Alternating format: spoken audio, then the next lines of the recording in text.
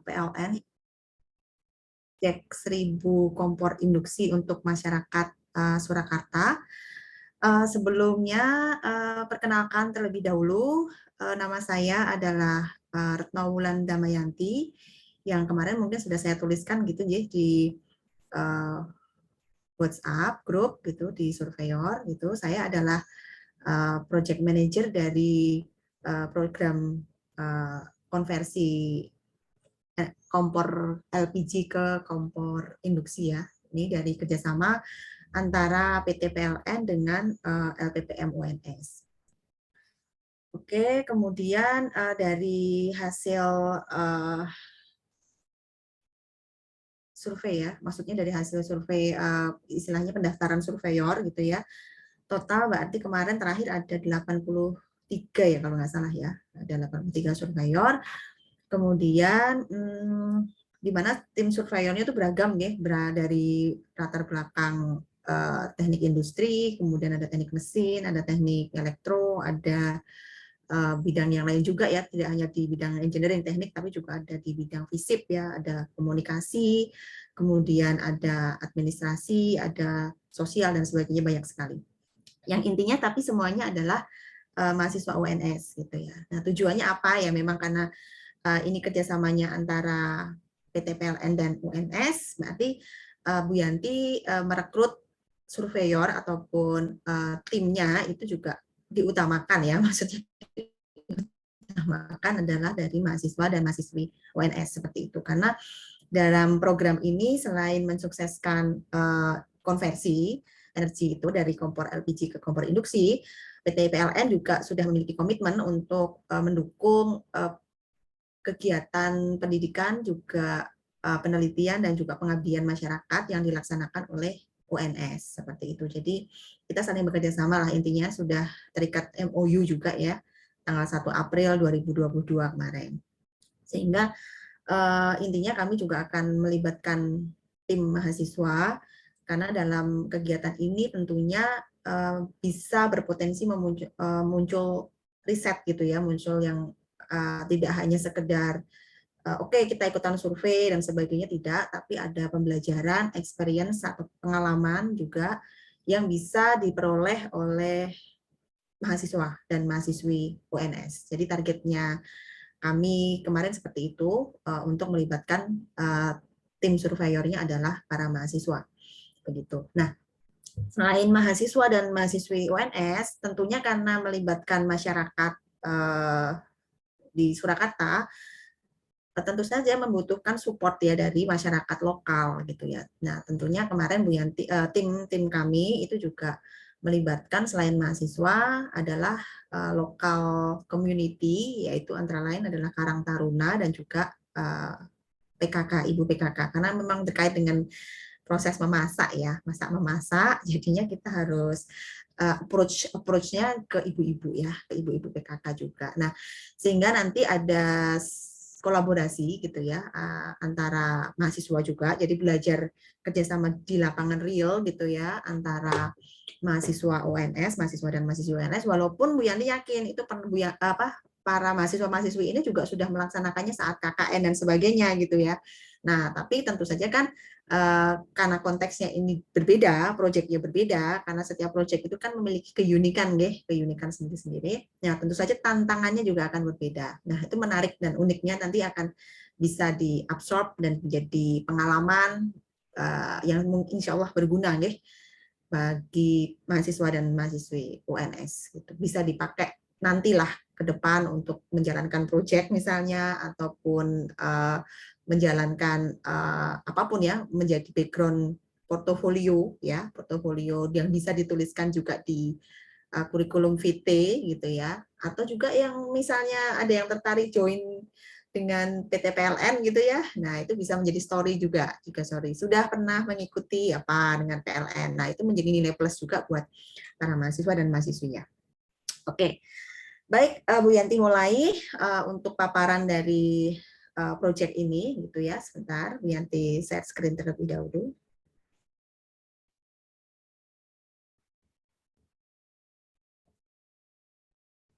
Ya, apakah sudah terlihat slide Bu Yanti?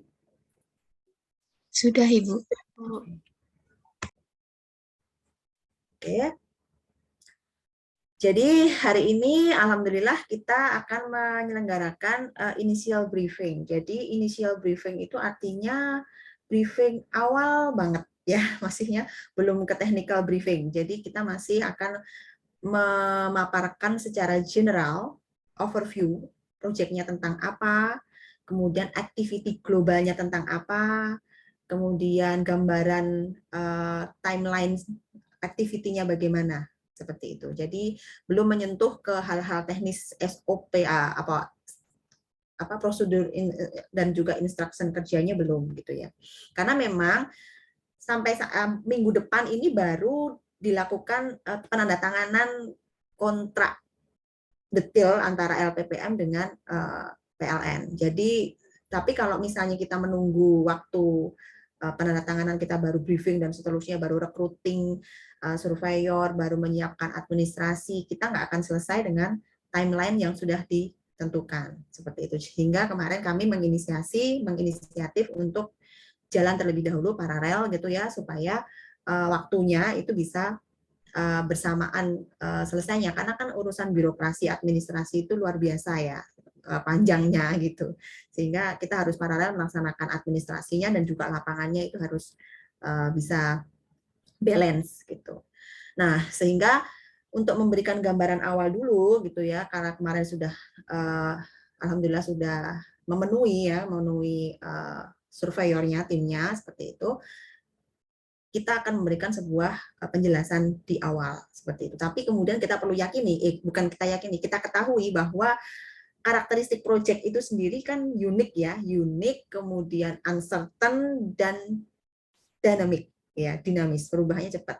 Sehingga apa yang akan nanti Bu Yanti dan tim itu applied dalam project ini adalah agile ya, agile project. Jadi kita akan dinamis mengikuti dari konteks kondisi, jadi seperti itu. Jadi karena setiap proyek itu akan memiliki keunikan sendiri-sendiri dan ketidakpastian sendiri-sendiri dan perubahan sendiri-sendiri, sehingga kami membentuk koordinator tim juga, kemudian dalam setiap koordinator nanti silahkan membentuk grup juga supaya saling bisa berkoordinasi, karena tentunya wilayah satu dengan wilayah yang lain itu pun juga memiliki keunikan sendiri nanti. Nah itu yang menjadi menarik juga dalam sebuah proyek gitu. Oke, jadi nama proyeknya ini, nama program yang akan Mbak dan Mas berperan sebagai surveyor itu adalah program 1000 kompor induksi untuk masyarakat Surakarta, seperti itu. Program ini sebetulnya menjadi target pemerintah atau program nasional seperti itu ya, berkaitan dengan krisis energi ya. Jadi Indonesia dan mungkin beberapa negara ya, mungkin tidak hanya negara Indonesia, seluruh dunia ya, itu berkaitan dengan upaya untuk mereduce energi yang bersumber dari bahan-bahan yang tidak bisa diproduksi oleh dalam negeri, seperti itu, atau berbasis impor seperti itu ya, karena memang ternyata kan sekarang setelah masa pandemi gitu ya, setelah masa pandemi tantangan dari setiap negara itu adalah ekonomi global ya, yang kemudian bagaimana mengembalikan dari krisis yang sebelum pandemi itu gitu ya, termasuk mungkin ada perang antara Rusia dan Ukraina juga, itu mempengaruhi sektor energi ya, tidak terkecuali di Indonesia seperti itu. Ya itu latar belakang yang sangat jauh ya, background yang luar biasa. Tapi kemudian kita tidak perlu menyambungkan itu seperti itu, tapi yang intinya bahwa yang kita akan jalankan itu nanti akan berkaitan dengan itu gitu ya, berkaitan dengan pembagian 1000 kompor induksi seperti itu. Ini adalah paparan yang akan nanti Bu Yanti jelaskan. Jadi Bu Yanti akan memperkenalkan tim profil ya, profil timnya gitu ya. Ada tim expert gitu ya. Kami terdiri atas 4 dosen gitu, 4 dosen, 2 dosen dari teknik industri, 1 dosen dari teknik elektro, dan 1 dosen dari fakultas data science ya, data science dan informatika. Kemudian Bu Yanti akan memaparkan project overview, ya tadi gambaran global seperti itu pelaksanaan proyeknya. Kemudian activity-nya, jadi setiap ada gambaran global, kemudian Bu Yanti akan jelaskan aktivitas-aktivitasnya yang perlu dilaksanakan oleh tim surveyor khususnya begitu, disertai dengan timeline, ya timeline. Kemudian Bu Yanti juga akan memberikan paparan sedikit tentang role. Role-nya ini adalah berkaitan dengan kontrak dengan antara surveyor dengan kami ya sebagai pelaksana program dari PT PLN. Kemudian dilanjutkan dengan jadwal-jadwal dari technical briefing yang selanjutnya akan membahas lebih rinci bagaimana pelaksanaan setiap survei di lapangan. Seperti itu. Ya, ini adalah tim profile tadi yang Bu Yanti jelaskan begitu ya. Jadi yang pertama saya sendiri yaitu Bu Yanti, lengkapnya Retno Wulan Damayanti ya, yang kebetulan menjadi project leader dari aktivitas ini gitu ya. Saya sendiri sehari-hari sebagai staf pengajar di teknik industri UNS. Ya, mungkin ini kan tidak hanya dari teknik industri, jadi ada yang banyak, nah harus kenalan dulu ya. Gitu. Kemudian selain di teknik industri, Bu Yanti juga di LPPM UNS, yaitu di Pusat Studi Kajian Teknologi dan Kolaborasi Industri, ya, jadi namanya PKP-TKI gitu ya, disingkat seperti itu, dan menjadi Kapusdi atau Kepala Pusat Studinya. Kemudian yang kedua ini adalah Pak Pringgo, Pak Dr. Pringgo, ya, beliau juga dosen di Teknik Industri UNS, menjadi salah satu researcher juga peneliti di LPPM, di grup risetnya Bu Yanti juga di PKP-TKI seperti itu. Kemudian yang ketiga adalah Pak Haryono Setiadi. Beliau adalah oh ya, maaf sebelumnya. Kalau Pak Pringgo nanti beliau sebenarnya ahlinya tentang robotik ya, tapi kemudian kalau dalam proyek ini beliau berperan sebagai pakar etnografi nanti ya. Jadi menganalisis profil dari responden setiap klaster atau setiap wilayah seperti itu. Yang ketiga adalah pakar information technology karena kita kan mengkolek data ya. Ya, ini adalah Pak Haryono Setiadi. Ya, Pak Haryono Setiadi ini dari Fakultas Data Science, fakultas baru ya.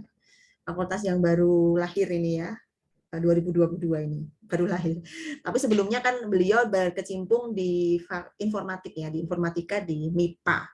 Ya, seperti begitu. Tapi kemudian kan tahun 2022 informatika di MIPA ini menjadi fakultas baru yang namanya adalah Fakultas Data Science, Teknologi Informasi dan Data Science seperti itu. Kemudian yang keempat adalah Bapak Agus Ramelan ya, beliau adalah dosen di Teknik Elektro. Fakultas Teknik ya, seperti itu.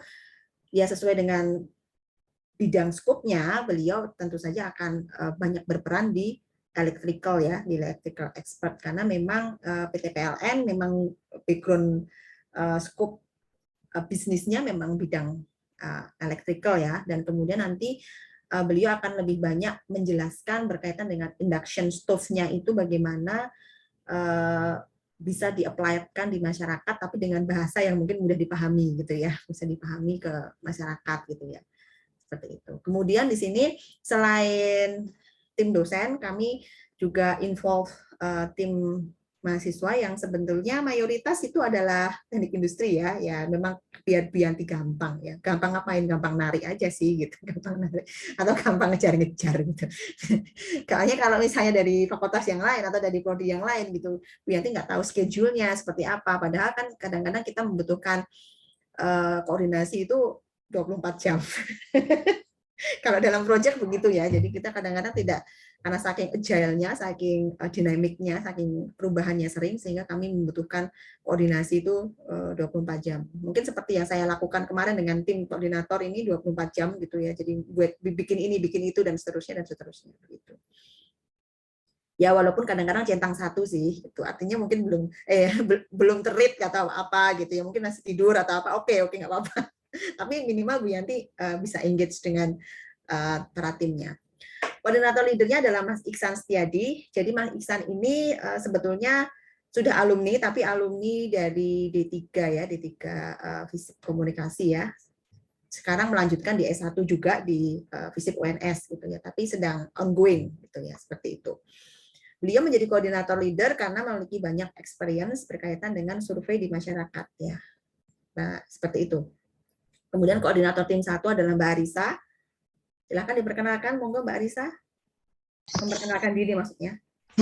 Iya Bu Yanti, teman-teman kenalin aku Arisa Dwi Pangestu dari S1 Teknik Industri. Terima kasih Mbak Arisa. Mbak Arisa ini angkatan 2018 itu, dan sebentar lagi sudah menyelesaikan sidang tugas akhirnya ya, tapi masih direpotin Bu Yanti buat jadi koordinator tim. Alhamdulillah bersedia. Kemudian yang kedua adalah Mbak Nisa Akila Elena Haya Entifar, susah. Biasanya saya manggilnya Mbak Ellen gitu aja. Monggo Mbak Ellen memperkenalkan diri. Ya, halo selamat pagi semua. Nama saya Nisa Akila Elena Haya Entifar, dipanggil Ellen aja. Saya juga dari S1 Teknik Industri angkatan 2018. Oke, terima kasih Mbak Ellen. Mbak Ellen ini juga sudah tugas akhir dan bersedia ditarik Bu Yanti.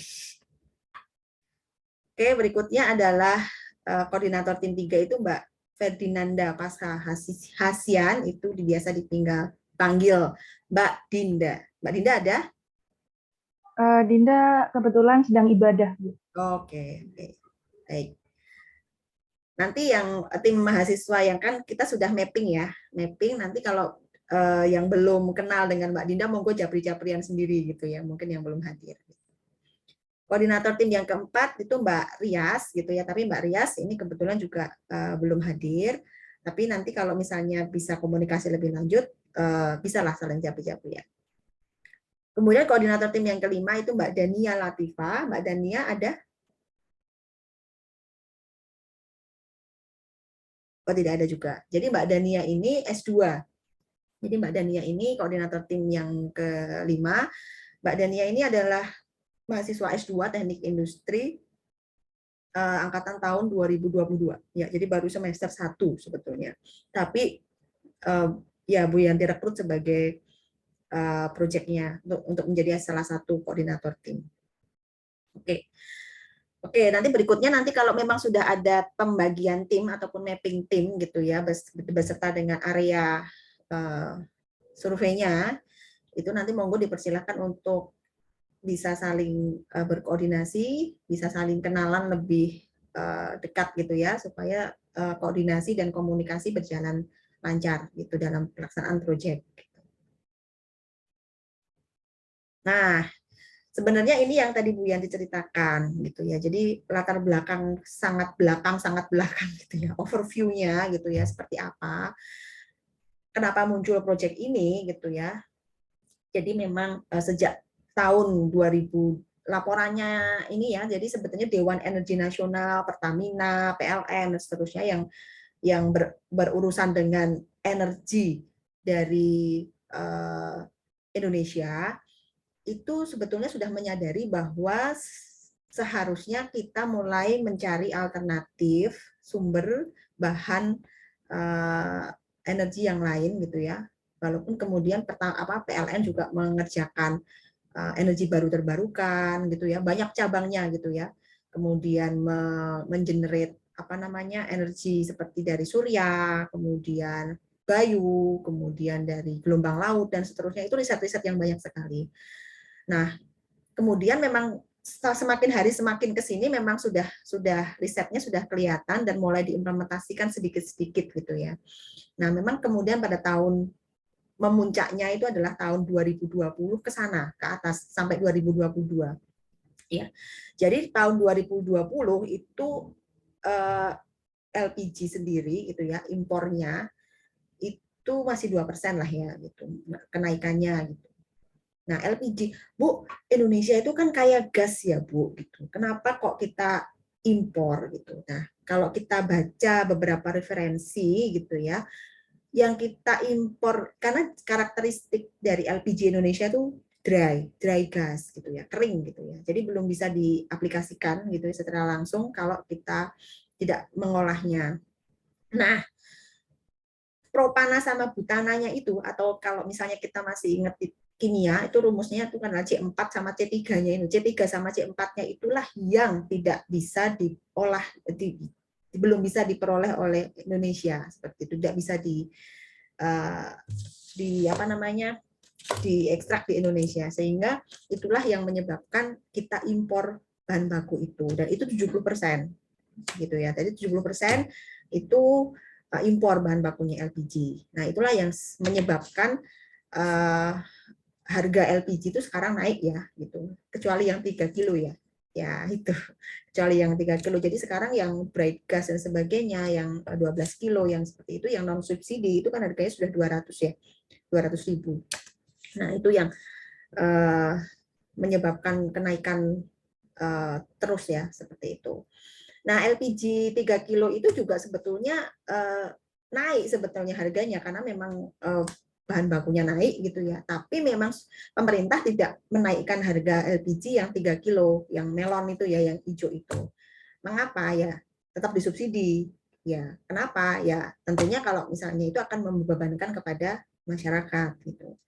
Nah, tapi kemudian kalau pemerintah itu terus-menerus mensubsidi LPG yang 3 kilo ini gitu ya, ya itu akan sangat keberatan, sangat memberatkan sekali untuk pemerintah. Nah, sehingga memang tadi perlu digeser gitu ya, digeser ke sumber energi yang lain gitu ya, yang bisa memungkinkan tidak menggunakan gas. Nah, kemudian strateginya adalah listrik ya, electrical gitu. Kenapa? Karena Indonesia masih kaya dengan batu bara ya. Dan pembangkit listrik di Indonesia itu, makanya kemarin kan ada batu bara dan sebagainya dilarang ekspor kan. Sekarang batu bara dilarang ekspor, tidak boleh ekspor karena untuk memenuhi energi dalam negeri. Tuh. Jadi kekuatannya Indonesia, batu baranya Indonesia itu masih bagus. Kalau LPG-nya nyerah, udah give up Indonesia. Tapi kalau batu baranya itu masih bisa dipertahankan, sehingga ada kebijakan dari pemerintah melarang ekspor batu bara seperti itu. Batu bara dipakai untuk internal.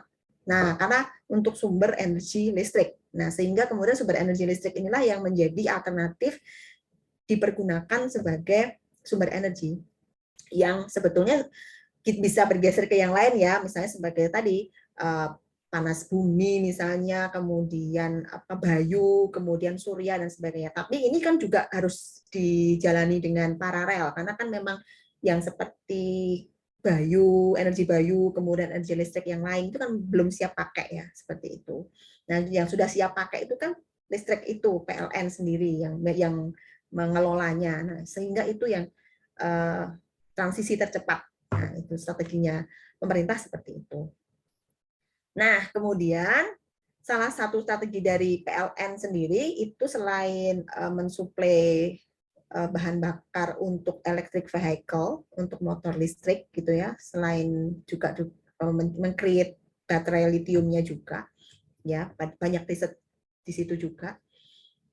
Salah satunya adalah mengkonversi atau mentransformasi masyarakat untuk menggunakan kompor induksi dan juga kompor listrik, sebetulnya begitu. Nah, tapi berdasarkan risetnya PLN nih gitu ya, antara kompor listrik dan kompor induksi itu lebih efisien yang kompor induksi. Jadi apa perbedaannya? Nah, itu nanti besok bisa biar dikuliahkan general kuliah ya, atau general lecture dengan Pak Agus gitu ya, bedanya apa gitu ya, detailnya bagaimana dan sebagainya. Tapi berbasis penelitian itu akhirnya akhirnya PLN memutuskan untuk bertransformasi ke penggunaan aplikasi kompor induksi tersebut. Ya tujuannya ya tadi untuk supaya tidak defisit subsidi. Jadi subsidinya dia dialihkan ke PLN untuk meng-create energi-energi yang lain tadi, dan juga untuk mengolah jadi listrik yang bersumber dari batu bara. Nah, targetnya itu tahun 2030 itu ada 1 juta kompor induksi yang sudah dipergunakan oleh masyarakat di Indonesia. Seperti itu. Jadi berbagai cara yang dilakukan oleh PT PLN ini ya. Misalnya kalau Mbak dan Mas buka Instagramnya PLN, kemudian banyak programnya PLN, itu ada PLN yang disebut dengan ada program nyaman gitu ya. Program nyaman itu jadi memberikan penawaran kepada masyarakat, bagi masyarakat yang ingin naik daya, gitu ya. Naik daya itu misalnya naik daya ke 2.200 misalnya atau ke 3.200 yang biasanya itu membayarnya 400 sampai 1 jutaan gitu ya. Itu hanya bayar 150 aja, 150.000, tapi wajib membeli kompor induksi. Nah, seperti itu. Itu salah satu programnya PLN. Nah, itu target pasarnya siapa? Target pasarnya adalah untuk masyarakat yang menengah ke atas. Nah, kemudian kalau masyarakat yang menengah ke bawah bagaimana gitu ya. Tentunya kan mereka tidak akan naik daya kan. Dia kan dayanya tetap di 450 dan 900 gitu ya. Memang aplik penggunanya begitu. Nah, inilah yang jadi sasaran PLN untuk transformasi konversi yang masyarakat middle low gitu ya. Jadi dengan membagikan 1.000 kompor induksi di beberapa wilayah gitu ya. Oke. Ya ini hitung-hitungannya nanti dibaca sendiri ya, dipelajari sendirilah. Pokoknya ininya risetnya dari PLN itu ya. Nah, program konversi 1.000 kompor induksi ini tahun 2022 itu ada 2 wilayah yang dijadikan sebagai pilot project ya. Ini bersamaan dengan G20. G20 itu di mana Indonesia jadi ketuanya ya. Indonesia itu kan jadi ketua G20 ya. Pak Jokowi ya. Jadi Presiden Jokowi itu yang menjadi ketua dari negara-negara yang targetnya adalah green blue energy gitu ya, seperti itu. Jadi penyelamat environment dan seterusnya. Yaitu wilayah tersebut yang pertama adalah Bali Selatan, yang kedua adalah Surakarta gitu ya. Mengapa wilayah ini ya memang sudah keputusan pemerintah gitu ya pokoknya gitu ya. Jadi Solo kena lah gitu. Ya, Solo kecipratan gitu ya, kena kebahagiaan dibagikan 1.000 kompor induksi ini. Nah, dari program ini ada kerjasama yang melibatkan dari perguruan tinggi, kemudian pemerintah daerah setempat, dan juga PT PLN. Nah, sehingga di sini ada stakeholder-nya itu sendiri kalau ditanyain gitu ya, stakeholder-nya siapa aja? Yaitu yang pertama itu adalah PT PLN, yang kedua itu adalah perguruan tinggi setempat itu PT PLN kemudian memilih UNS, dan yang ketiga adalah pemerintah daerah. Ya, pemerintah daerah itu artinya Pemkot Kota Surakarta.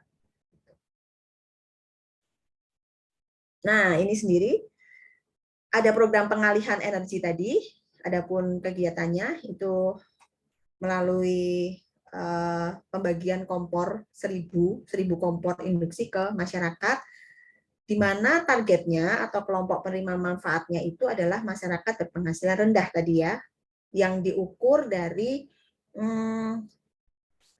daya listriknya. Ya, daya listriknya itu yang memiliki daya 450 dan 900 atau 1.300 tapi levelnya UMKM seperti itu.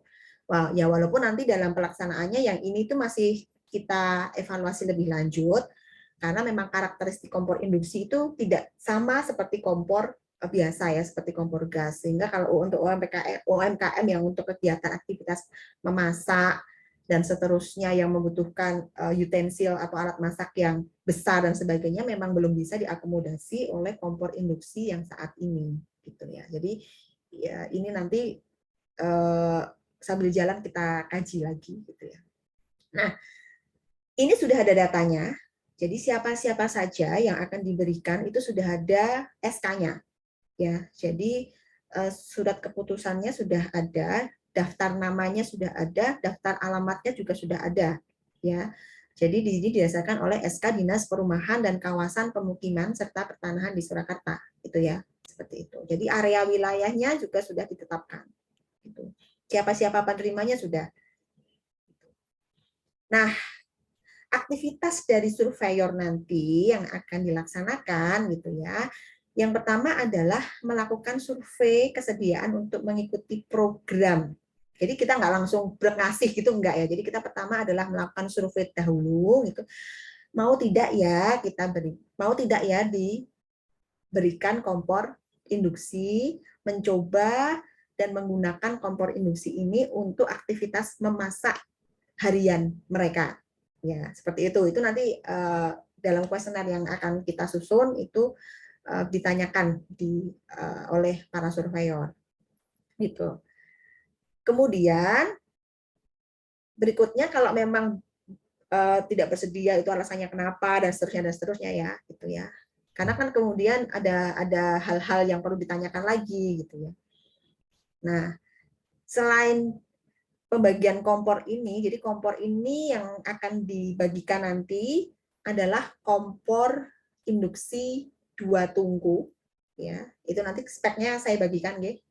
2 tungku kapasitasnya adalah 1.800, 1.400 sampai 1.800 ya.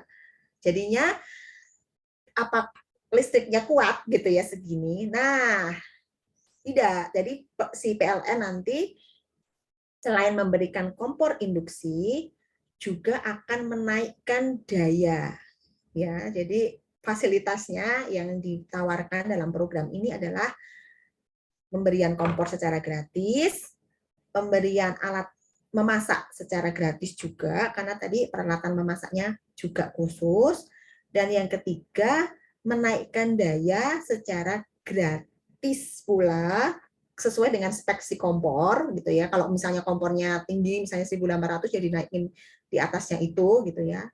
Plus yang keempat, beban tagihan listrik per bulannya itu tarifnya adalah sama seperti tarif sebelumnya. Jadi kalau misalnya tadinya 450 dinaikkan 1.200 misalnya, tarif pada KPN ya yang misalnya bersedia ikut itu tetap di harga 450 gitu. Selama program berlangsung gitu sampai kapan gitu ya. Itu kan kebijakannya pemerintah ya. Ya, itu di luar rule scope kita. Jadi scope kita tuh hanya menjelaskan begitu. Nah, kemudian selain itu kita juga perlu menyalurkan paket program itu. Jadi survei setelah kita memetakan survei bersedia tidak bersedia itu ada penyaluran paket program gitu ya. Kemudian kita monitoring, kita berikan supporting juga. Supporting itu edukasi gitu ya, karena kan memang penggunaan kompor induksi belum familiar di masyarakat ya. Nah, surveyornya itu nanti juga akan diberikan pelatihan bagaimana menggunakan kompor induksi sehingga bisa memberikan pendampingan kepada masyarakat. Nah, kemudian setelah itu melakukan kembali adalah survei observasi pasca penyaluran program. Jadi setelah diserahkan kemudian kan diobserve ya apakah masih tetap menggunakan, kalau tidak menggunakan kenapa, tantangan hambatannya apa gitu ya, seperti itu nanti akan juga dikolek oleh para surveyor. Oke. Oh ya, sebelum melangkah lebih lanjut itu sebetulnya nanti ada beberapa itu nanti akan dijelaskan lebih detail di technical briefing ya. Jadi sebetulnya selain mengikuti kesediaan program ini, sebetulnya nanti ada activity untuk mencoba dan menggunakan kompor ini, tapi tidak menggunakan gas sama sekali gitu ya. Jadi di trial, jadi jangan pakai gas sama sekali deh, gasnya dititipin dulu gitu, dititipin dulu ke PLN atau kemana gitu. Sekarang pakai yang kompor induksi dulu supaya bisa diukur keefektifannya, kemudahan penggunaannya, hambatannya apa, seperti itu. Jadi bahasanya begitu, tapi nanti kita susun lagi dalam sebuah technical briefing ya, nanti bagaimana cara kita menjelaskan kepada masyarakat gitu, seperti itu. Jadi ada 3 kali survei ya. Yang pertama adalah survei kesediaan mengikuti program, yang kedua adalah survei pendampingan gitu ya, survei karena kita turun lagi ke lapangan untuk memberikan pendampingan, consulting dan sebagainya ya. Dan survei yang ketiga adalah survei observasi. Jadi setelah 1 bulan gitu ya, kita balik lagi gitu ya ke KPM untuk gimana Bu gitu, seperti itu. Jadi melakukan cross check kembali gitu. Seperti itu sehingga kita bisa mendapatkan sebuah capture penggunaan dari kompor induksi, efektivitas, kelayakan dan sebagainya di masyarakat berpenghasilan rendah gitu. Ini capture-nya begitu. Kalau di masyarakat berpenghasilan menengah ke atas, itu PLN sepertinya sudah punya data ya. Nah, ini yang menjadi tantangan dari proyek kita ini, dan ini belum pernah dilaksanakan dimanapun. Di Indonesia baru di Surakarta dan di Bali. Dan kalau berdasarkan hasil report kemarin, Surakarta lebih dahulu untuk menjalankan aktivitas ini. Jadi pioner ya untuk Indonesia. Timeline-nya kurang lebih 5 bulan untuk menyelenggarakan ini semuanya. Oke, nanti Bu Yanti jelaskan secara rinci aktivitas dan timeline-nya ya. Nanti Bu Yanti bukain Excel-nya. Untuk gambaran surveinya nantinya adalah satu tim itu ada 2 orang gitu ya, plus 1 pendamping lapangan. Pendamping lapangan itu yang Bu Yanti jelaskan tadi adalah masyarakat lokal ya, lokal community. Jadi nanti akan kita kontakkan dengan Karang Taruna ataupun juga dengan ibu-ibu PKK. Itu sudah kami approach lebih dahulu gitu ya. Jadi nanti surveyor itu tinggal kontak aja, udah ngeh gitu ya si pihak Karang Taruna sama ibu PKK-nya. Oh iya dari UNS tahu gitu sudah tahu. Ya, kami melakukan approach itu. Nah, kemudian sistem surveinya itu adalah berbasis aplikasi gitu ya. Jadi PLN itu mengembangkan sistem yang namanya ISDS, tapi Bu Yanti lupa singkatannya apa gitu ya. Bolak-balik nyebut ini sih PLN, tapi Bu Yanti itu bingung apa ya itu, pernah disebutin, tapi kemudian Bu Yanti nanya sama PLN, apa ya Mbak, aku juga lupa gitu, orang PLN-nya begitu. Karena saking banyaknya singkatan, kan ada KPM, terus ada masyarakat berpenghasilan rendah, ada MBR, kemudian ada ISDS dan sebagainya, saking banyaknya singkatan itu ininya di dalam activity gitu ya. Tuh. Nah, tapi ini ya berdasarkan hasil komunikasi Bu tim ya, tim kami dengan PLN hingga saat ini tuh platform ini tuh belum jadi gitu ya. Padahal timeline-nya jalan dong gitu. Timeline-nya jalan, schedulingnya jalan seperti itu dan ininya belum jadi. Nah, dengan demikian kami tim project ini para tim di sini selain surveyor itu akan membuat sebuah ini apa namanya parallel tools gitu ya, yang nanti berbasis GFOAM gitu ya. Selain itu juga ada kami mengembangkan aplikasi juga, walaupun itu nanti hanya sebagai supporting saja. Jadi kalau misalnya sudah ininya jadi, oke kita balik ke sini gitu. Kemudian data-data yang sudah kita masukkan di sini nanti bisa kita inject ya, kita bisa bridge, kita istilahnya apalah nanti bisa dijelaskan oleh tim IT-nya ya. Itu untuk bisa gabung dengan datanya PLN atau data di platformnya PLN seperti itu. Nah, kemudian nanti sebelum melaksanakan deal, ini kan masih calon surveyor gitu. Setelah Bu Yanti kasih inisial briefing, nanti pada ya ampun pekerjaannya berat banget gitu, pada mengundurkan diri mungkin gitu. Ampun deh gitu.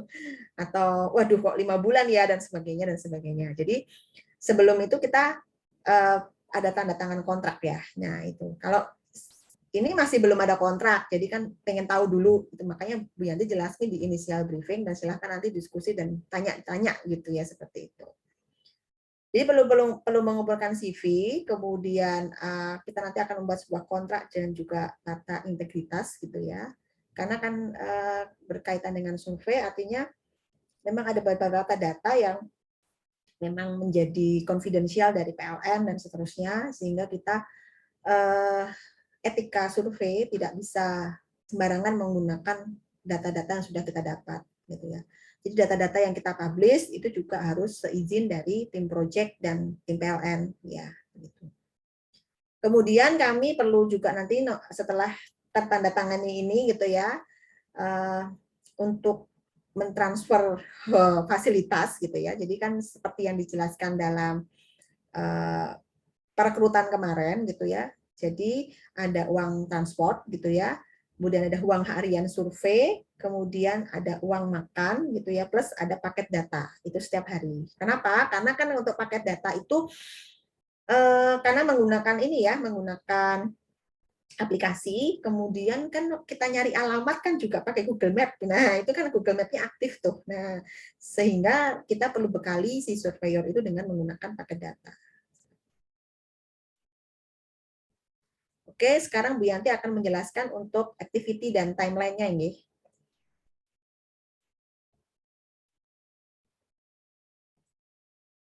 Oke.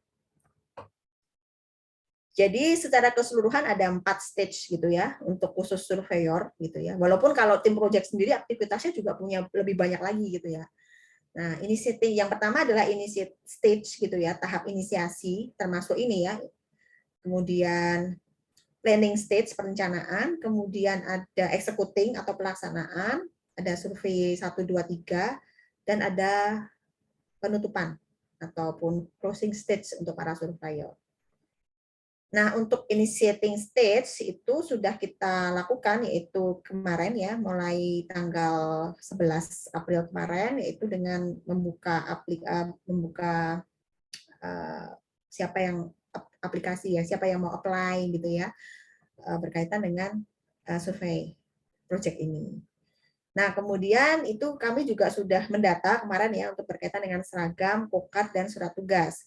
Itu tapi masih draft awal ya. Gitu. Minggu depan itu kami administrasikan berkaitan dengan tadi ada kontrak dan fakta integritas tadi. Nah, sehingga kalau misalnya tidak berniat untuk melanjutkan itu tidak perlu menandatangani dari fakta integritas ataupun mengirimkan CV dan sebagainya. Tapi perlu mencari pengganti boleh, silakan. Kemudian kami juga sudah melakukan pemetaan surveyor yang insya Allah nanti siang atau paling lambat besok lah itu sudah kami umumkan gitu ya calonnya gitu. Nah kemudian ini perencanaan hari ini ya kita melakukan seperti initiating briefing ya. Penjelasan secara umum, masih garis besar saja aktivitasnya apa saja, belum teknikalnya karena teknikalnya harus ada SOP-nya dan sebagainya, dan SOP-nya itu harus disetujui oleh tim project di ONS dan juga tim project-nya PLN. Sedangkan penandatanganan kami itu hanya baru dilaksanakan Jumat besok. Ya. Draft sudah ada, tapi itu harus ada approval dari masing-masing pihak. Kemudian kalau dari PPT yang sudah ada di Google Drive yang bisa diakses oleh para surveyor kemarin, itu kan sebetulnya data sosialisasi awal ya dari PLN, itu sebetulnya menghendaki April itu sudah beres itu survei gitu ya. Tapi bagaimana beres karena administrasinya dari PLN juga belum siap gitu ya, sehingga kami juga belum bisa jalan kan waktu itu. Nah, sehingga tentunya timeline yang kemarin bergeser gitu dan tidak bisa jadi acuan utama gitu kan, sehingga kami membuat sebuah timeline sendiri berdasarkan dinamisasi kontrak, MOU dengan PLN dan seterusnya. Nah, tapi tetap untuk memenuhi keinginannya PLN gitu ya, biar PLN tuh iyalah ya, maksudnya kita kan win-win solution, namanya kerjasama itu tetap harus ada win-win solution antara PLN dan ONS gitu ya. Kami tetap melakukan survei, tapi di sini kami namakan sebagai prasurvei. Dan ini bukan surveyor yang melaksanakan, tapi kami itu adalah tim project. Jadi Bu Yanti, Pak Pringgo tadi, kemudian Pak Hari, dan juga Pak Agus. Itu yang akan bahasa Jawanya, bahasa anak mudanya tuh bahasa gaulnya cek ombak gitu ya. Kita melakukan prasurvei untuk dapat feel-nya gitu ya, supaya kami bisa membriefing caranya dan apanya ya, pendekatannya dan sebagainya, dan juga kami sekaligus nge-approach dari perizinan setempat gitu ya. Kan kita kalau bersentuhan dengan masyarakat langsung tidak bisa langsung des gitu ya, ditanya-tanyain, Pak, pakai ini mau nggak? Pak, ditukerin ya kompornya ya, pakai kompor gas ya. Pak, kan nggak bisa begitu ya. Jadi kita perlu cari cara gitu ya, supaya surveyor yang real nanti masuk itu sudah lebih mudah gitu ya. Jadi kami akan melakukan prasurvei itu tanggal 25. Tapi tentunya ini kami pun menjanjikan ke PLN tidak terlalu banyak ya, tidak terlalu masif. Kami benar-benar akan sampling yang mewakili saja gitu. Kenapa? Ini kan udah H-7 Lebaran gitu ya. H-7 Lebaran gimana caranya kita mau fokus gitu kan. Saya yakin kalau misalnya menjalankan di sini menginvolvekan dari tim survei yang real gitu, ya kecapean tim survei realnya, nggak akan fokus juga gitu, seperti itu. Jadi kami putuskan untuk yang melaksanakan prasurvei ini adalah para tim project ininya, expertnya gitu ya. Mungkin beberapa lah nanti didampingi sedikit koordinator ya. Koordinator harus ikut sih ya. Karena kan nanti yang akan menceritakan bagaimananya itu kepada anggota timnya gitu. Jadi gitu, siap-siap ya para koordinator gitu. Makanya koordinatornya anak-anak TI biar gampang gitu. Tapi kalau yang mau ikut, monggo loh ya, gitu. Ternyata saking antusiasnya, Bu, saya ikutan prasurvei, ayo, gitu. Sudah saking semangatnya, gitu. Boleh, boleh. Oke, nah terus kemudian tahap pelaksanaan surveinya itu baru bisa efektif kita laksanakan setelah Lebaran ya. Setelah Lebaran, kenapa? Karena kata survei ke lapangan itu kan juga memberikan penjelasan kepada masyarakat, itu kalau memang mereka sudah tidak hiruk pikuk dengan suasana Lebaran ya. Apalagi ini Lebaran pertama setelah 2 tahun ya. Setelah 2 tahun mungkin nggak pada mudik, nggak pada Lebaran kan kemarin mungkin 2 tahun itu COVID ya. Kalau tahun ini kan kayaknya udah dol gitu ya. Semuanya tertarik gitu untuk pulang, untuk ngapain gitu. Jadi agak susah kalau misalnya kita tetap memaksakan survei di Lebaran gitu ya, sehingga efektif mungkin akan dilaksanakan setelah Lebaran itu ya, mulai sedikit-sedikit kita jalankan gitu seperti itu. Nah untuk survei lapangan dan sebagainya itu Bu Yanti tarik full sampai ke Mei akhir ya, karena kita ada 1.000 KPM ya, 1.000 KPM ini harus kita petakan secara ini ya sampai Mei ya, sampai Mei ini kita petakan secara dan kita evaluasi juga ini bener enggak KPM-nya gitu kan, alamatnya bener enggak gitu, ada yang tertera bener, ada yang enggak, kan kita harus evaluasi begitu gitu ya, atau harus lapor ke PLN kalau misalnya enggak gitu kan, harus cari ganti yang mana dan seterusnya. Nah makanya ini waktu 1 bulan kita pakai untuk survei. Nah kemudian tahap kedua itu adalah survei penyaluran paket tadi. Nah di sini Bu Yanti hanya bisa kasih range bulan. Kenapa? Karena target activity di sini itu benar-benar ditentukan dari hasil analisis survei awal, ya. Jadi ada berapa persen yang bersedia mengikuti, berapa persen yang tidak bersedia mengikuti, dan seterusnya. Apakah kita perlu mengganti dan seterusnya, strategi apa yang dipakai dan seterusnya itu ya. Kemudian yang kedua selain kita perlu menganalisis hasil survei 1, activity dari survei 2 menunggu dari kesiapan instalasi PLN ya. Jadi kita tidak mungkin memberikan paket program yaitu seperangkat kompor induksi tadi dan alat masaknya kepada KPM sebelum instalasinya terupgrade. Ya, jadi kalau masih 450 jelas tidak akan bisa pakai ya, seperti itu. Sehingga ini pun bargainingnya nanti kami dengan PLN dulu gitu. Kalau memang sudah beberapa wilayah terinstalasi, baru yang akan kita istilahnya tindak lanjuti untuk survei penggunaan kompornya gitu, dan melakukan edukasinya dan sebagainya itu ya, seperti itu ya. Pelatihan itu nanti mungkin kita poolkan saja di daerah tertentu gitu ya, di kecamatan dan seterusnya. Itu aktivitas-aktivitas yang dilaksanakan.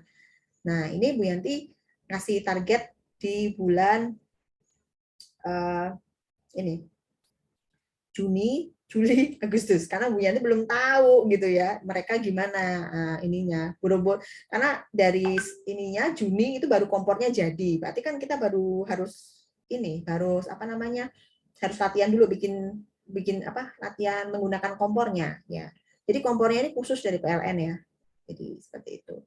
Karena kemudian ada ditanam IoT juga gitu ya, supaya membaca perilaku atau behavior, berapa jam dipakai, berapa daya dipakai, dan seterusnya. Dan memang dari kompor ini ada data track record-nya sehingga tidak bisa dijual gitu. Jadi nanti tidak bisa dijual ataupun dipakai kayak iPhone, kayak Apple itu ya, kayak MacBook Mac ya, kayak Mac. Jadi nggak bisa dipakai kalau nggak punya ininya gitu ceritanya, canggih komporit ceritanya begitu gitu. Nah sehingga Bu Yani itu ngasih range di sini nih, Juni, Juli, Agustus untuk survei yang kedua ya. Nah demikian juga dengan survei yang ketiga ya, observasi yang ketiga itu pasca penyerahan apalagi gitu ya. kalau ini belum bisa dipakai, kita juga belum bisa jalan di survei yang ketiga. Seperti itu. Dan tapi tetap berakhir di bulan September targetnya. Itulah, jadi yang benar-benar kelihatan itu adalah aktivitas di survei 1. Survei 1 itu terkait dengan kesediaan mengikuti program. Nah, itu kan tidak pakai tool ya. Maksudnya tidak pakai tool itu tidak pakai kompornya ya. Jadi kita hanya mensurvei bersedia, tidak bersedia, seperti ada tools-nya nanti yang kami siapkan yang akan diisi oleh para surveyor gitu ya. Termasuk foto rumahnya gitu ya.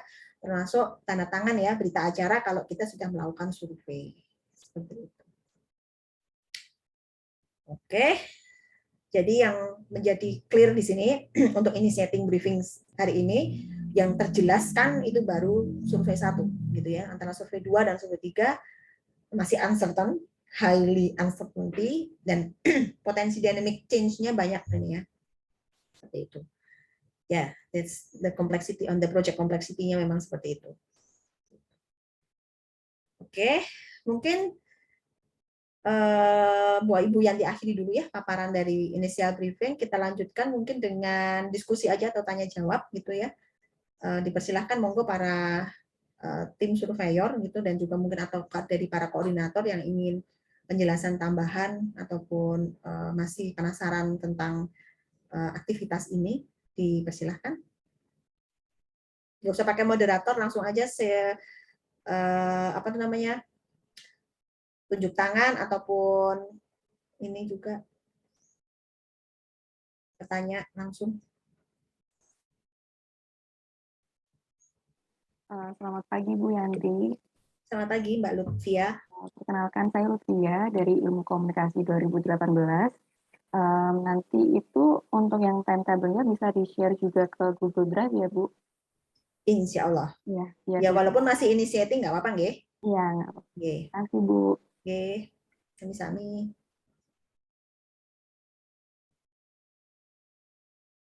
Ada lagi?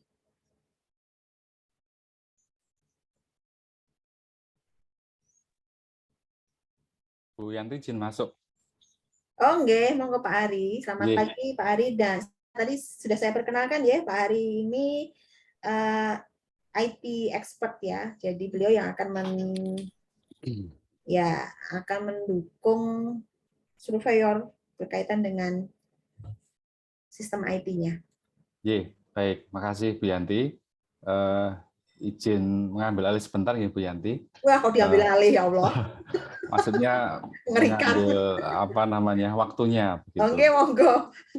Baik, selamat pagi rekan-rekan semuanya. Perkenalkan saya Harono Setiadi. Yang tadi sudah disebut Bu Yanti, jadi salah satu tim support begitu ya. Kalau Bu Yanti tadi mengistilahkan expert, tapi sebenarnya saya bukan expert gitu ya. Ya supporting IT sajalah begitu. Terkait dengan supporting IT begitu, nanti kami akan mensupport beberapa hal begitu ya, yaitu bahwa proyek ini begitu ya, karena membutuhkan collecting data yang besar gitu ya, kita mengolek data dari masyarakat sehingga memang butuh beberapa support yang nanti terkait dengan bidang layanan teknologi informasi begitu. Oke, support yang kita lakukan atau yang akan kita berikan gitu yaitu kita akan membuat sebuah sistem yang nanti digunakan untuk manajemen proyek ini gitu ya, membantu untuk memperlancar manajemen proyek ini. Kemudian sistemnya seperti apa nanti saya jelaskan di slide selanjutnya. Kemudian yang kedua, kita juga akan menyiapkan layanan helpdesk gitu ya, helpdesk yang berbasis online, karena nanti pada prakteknya setelah apa namanya kompor itu nanti didistribusi ke masyarakat, kami memprediksi akan muncul potensi permasalahan-permasalahan gitu yang nanti akan dihadapi oleh KPM. KPM itu keluarga penerima manfaat singkatannya atau yang masyarakat yang nanti akan menerima kompor, sehingga nanti kita butuh menstrukturkan agar potensi-potensi permasalahan dari masyarakat itu bisa kita layani dengan cepat. Dengan sistem yang nanti kita bangun, harapannya nanti permasalahan yang ada itu bisa kita tangani dengan cepat begitu. Kemudian yang terakhir atau yang ketiga, kita menyiapkan support sistem terkait dengan bridging gitu ya. Jadi kita nanti belum tahu ya situasinya sistem yang disiapkan di PLN itu seperti apa. Tapi jika nanti ternyata pada hari H yang sudah disampaikan Bu Yanti tadi sesuai dengan timeline tadi ternyata ya juga belum siap, maka skenario kedua kita akan menyiapkan sebuah G-form atau Google Form yang nanti digunakan rekan-rekan surveyor untuk melakukan survei, diisi, kemudian tugas kami tim support IT akan menyiapkan bridging gitu ya. Jadi pertukaran data antara sistem yang di kita dengan sistem yang di PLN. Itu 3 aplikasi itu yang nanti kira-kira akan kita kembangkan untuk support terkait dengan proyek ini. Kemudian secara detail begitu ya, Mas dan Mbak, kita sudah menyiapkan gitu ya sebuah domain dan hosting atau server yang nanti digunakan untuk, kalau domain nanti dikonversi stripcompor-industry.id begitu. Kemudian kita juga sudah menyediakan server yang nanti akan digunakan untuk berinteraksi untuk menyimpan data-data yang ada di domain ini begitu. Nah, kemudian di dalam web portal yang nanti kita siapkan itu, kalau yang dikonversi stripcompor-industry.id ini sudah kita beli ya, tapi baru kita akan siapkan di minggu ini, semoga sudah siap nanti. Ini akan berisi semacam single page gitu ya, informasi terkait dengan apa sih itu kompor induksi gitu. Jadi kalau rekan-rekan nanti barangkali ada yang bertanya dari orang yang paham terkait dengan, kan nanti yang nanti akan disurvei itu kan sebenarnya masyarakat ke bawah ya, artinya masyarakat yang listriknya itu 450 watt sampai 900. Asumsi kami berarti itu masyarakat ke bawah, tapi juga ada potensi misalnya ternyata dalam keluarga tersebut mempunyai anak yang bersekolah misalnya ya, anak yang tingkat pendidikannya bagus sehingga dia bisa memahami melek IT gitu, maka rekan-rekan surveyor nanti untuk informasi lebih lanjut nanti bisa lihat di website ini loh begitu. Kemudian selain itu gitu ya, kita juga selain mengembangkan yang di front end-nya begitu ya, artinya nanti yang akan digunakan masyarakat untuk memperoleh informasi terkait dengan program ini, kita juga akan mengembangkan aplikasi back end. Back end itu yang nanti digunakan oleh project manager, kemudian oleh surveyor, oleh tim support yang lainnya begitu ya, yang tentunya nanti akan digunakan untuk misalnya kita menyimpan data KPM gitu ya. Jadi nanti setelah prasurvei itu kan kita akan menyimpan 1000 data itu ya. Mungkin yang disurvei lebih dari 1000 karena yang akan diberi bantuan itu kan 1000 kompor yang diberikan, tetapi tidak mungkin semuanya ketika kita survei mau menerima saya setuju dengan proyek ini, program ini gitu ya. Artinya mungkin ada potensi lebih dari 1000 yang nanti akan ditanyai satu persatu begitu yang nanti akan disimpan. Kemudian juga memanage data surveyor begitu ya. Nanti rekan-rekan surveyor itu kan lebih dari yang sudah mendaftar 80 ya, yang nanti mungkin akan di approve atau yang bersedia itu ya kira-kira mungkin antara 50 sampai 70 surveyor. Kemudian juga menyimpan data transaksi survei dan seterusnya. Tentunya data-data tersebut harus kita strukturkan dalam bentuk sistem yang nanti bisa kita akses bersama-sama. Oke, kemudian ini yang nanti akan dikembangkan yang tadi saya sampaikan sebelumnya tadi ya. Nanti kalau yang di front end itu yang konversi, stripcompor-industry.id, kalau yang back end yang nanti akan berinteraksi langsung dengan surveyor, kemudian dengan admin, dengan tim project manajemen dari project ini nanti akan berinteraksi dengan domain ini ya, /admin gitu ya. Jadi nanti admin itu ya nanti bisa manage data surveyor, data KPM, data transaksi survei dan report dan sebagainya. Kemudian kalau surveyor itu berarti Mas dan Mbak semua nanti tentunya tugasnya adalah setelah melakukan survei tentunya akan melakukan input data yang sudah dikolek dari responden, gitu ya, yaitu input data KPM-nya, input data surveinya, jawaban surveinya, dan sebagainya.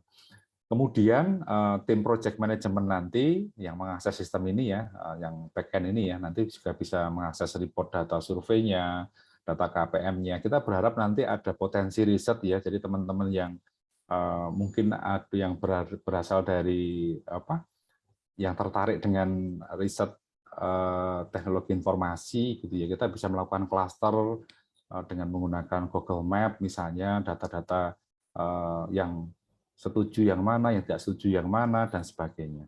Jadi di sini juga mungkin bisa muncul potensi riset. Tadi kalau Bu Yanti menyampaikan ada potensi riset dan dari teknik elektro, dari teknik industri, dari di bidang IT, begitu ya, nanti juga mungkin muncul potensi riset yang di sini. Barangkali kalau Mas dan Mbak tertarik gitu ya, atau rekan-rekan survei itu tertarik ke sini, nanti bisa memanfaatkan ini begitu ya untuk riset TA dan sebagainya. Oke, kemudian selain ini ya, admin tadi, kita juga mengembangkan sistem helpdesk tadi yang saya sebutkan, sistem yang kedua, yaitu sistem untuk tadi saya sampaikan tadi ya, bahwa dalam pelaksanaan itu nanti akan muncul potensi permasalahan gitu yang dialami oleh keluarga penerima manfaat bantuan kompor ini. Nah, tentunya untuk mempercepat solusi dan menstrukturkan permasalahan-permasalahan yang ada gitu ya, kita buat sebuah sistem yang nanti bisa menjembatani gitu ya. Tujuannya apa? Tujuannya biar solusi itu terpecahkan secara cepat. Karena apa? Karena proyek ini adalah pilot project nasional gitu ya. Hanya ada 2 tadi disebutkan Bianti, di Bali dan di Solo. Artinya ketika Solo ini sukses, maka akan menjadi tolak ukur pemerintah untuk pengambilan keputusan selanjutnya, karena memang programnya pemerintah itu di 2022 itu adalah 1 juta kompor induksi gitu. Sementara yang diberikan di Solo, diberikan di 2 pilot project itu di Solo dan di Bali itu hanya 1.000 dan 1.000. Artinya masih ada potensi ribuan atau bahkan ratusan ribu kompor yang nanti akan diberikan gitu ya ke masyarakat. Nah, tentunya kalau program ini sukses, kemudian masyarakat juga dengan sukarela beralih ke kompor induksi, maka tentunya Solo itu akan jadi tolak ukur gitu ya. Sehingga kalau ada potensi permasalahan sekecil apapun, kita harus segera tanggap supaya tidak ada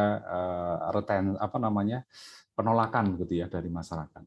Biasanya kalau masyarakat itu ada masalah, kemudian masalah itu nggak segera terpecahkan, maka akan terjadi resistensi gitu ya, atau penolakan terhadap program ini.